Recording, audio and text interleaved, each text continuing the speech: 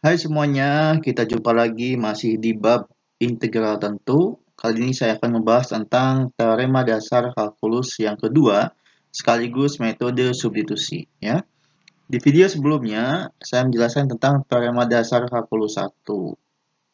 Kali ini saya akan melanjutkan teorema lanjutannya, yaitu teorema dasar kalkulus yang kedua. Ya.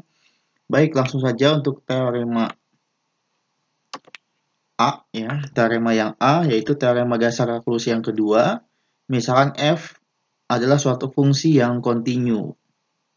Oke, kalau kontinu artinya tidak putus atau fungsinya grafiknya nyambung.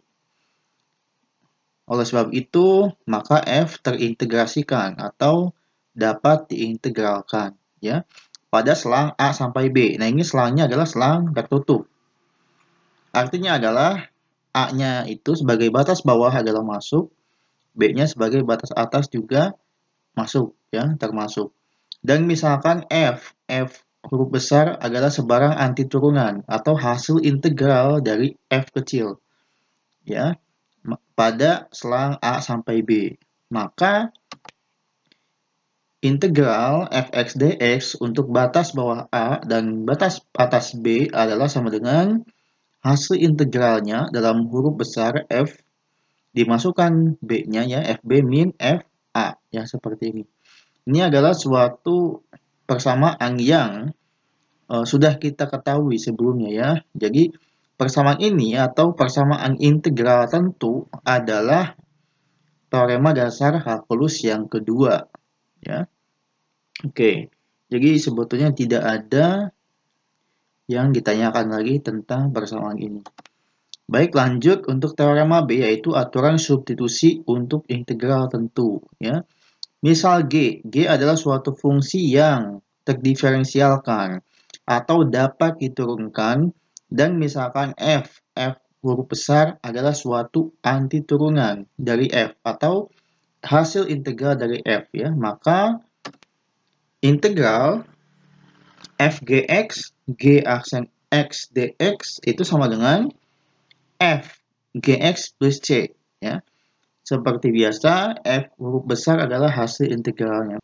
Baik, jika bingung tentang persamaan ini, kita misalkan, ya, karena teorema B ini adalah tentang aturan substitusi, maka kita misalkan, ya, misalkan dengan U, ya, U-nya adalah GX. U-nya GX, maka DU sama dengan G aksen X dx, ya, yaitu turunan dari G. Oke.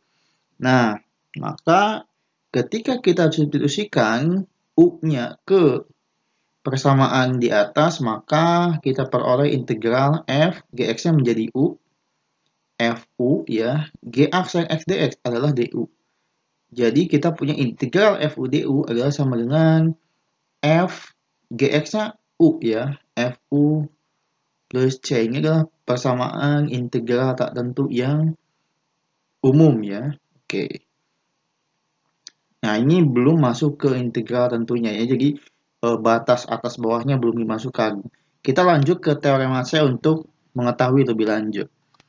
Selanjutnya, teorema C masih tentang aturan substitusi integral tentu. Kali ini kita lebih spesifik lagi membahasnya, yaitu misalkan G memiliki turunan kontinu pada selang tertutup A sampai B, dan misalkan F kontinu pada daerah nilai G, maka, nah, oke, kita punya integral seperti tadi, f gx, g aksen x dx, ya, sama seperti tadi sebelumnya, ya, sama seperti ini. Namun kali ini teorema C membahas tentang batas-batasnya, ya, yaitu A sampai B. Oke.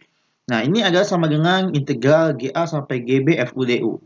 Baik, mari saya jelaskan kenapa seperti ini.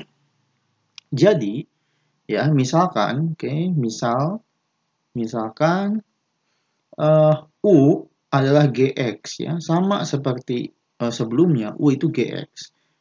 Oke, kemudian kita punya jelas DU adalah G aksen X dx. G aksen X dx, ya. Maka ini kan X1 sampai X2 ya. Oke, ketika DX, maka A itu adalah sebagai X1. Oke, batas bawah. B sebagai X2 adalah batas atas. Baik, kita dapatkan ya. Nah, ketika DU ya. Jadi DU, ini kan DU nih, bukan DX lagi. Otomatis ini harus menjadi U1 ya. Kemudian GB adalah U2, U batas atas. Sehingga kita masukkan G batas bawah kan X1 nih. Berarti GX1, oke. GX1 apa ya? X1 kan A ya. Berarti GA dong. GA itu adalah U ya, U1, oke.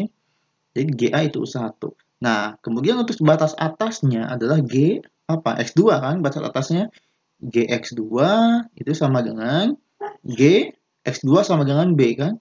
GB sama dengan GB U2 ya. U2. Jadi U batas atas. Oke. Nah, sehingga hasilnya adalah seperti ini. Ya, yang semula batas bawahnya adalah X1 sampai X2, yaitu A sampai B, maka kalau dalam DU ya, batasnya adalah harus U1 sampai U2 dalam artian GA sampai GB.